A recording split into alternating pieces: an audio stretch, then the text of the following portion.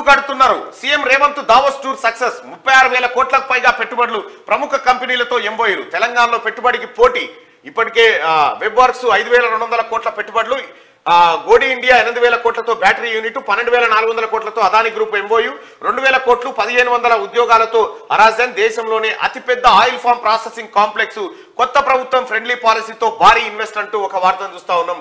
నిన్న తెలంగాణ రాష్ట్ర ప్రభుత్వం వివిధ కంపెనీలతో చేసుకున్నటువంటి ఒప్పందంలో భాగంగా నిన్న ఈ కార్యక్రమాలన్నీ చేసిరు. భారీ పెట్టుబడుల కోసం తెలంగాణ వైపు చూస్తా ఉన్నాయి వివిధ కంపెనీలకు సంబంధించినటువంటి బృందాలు.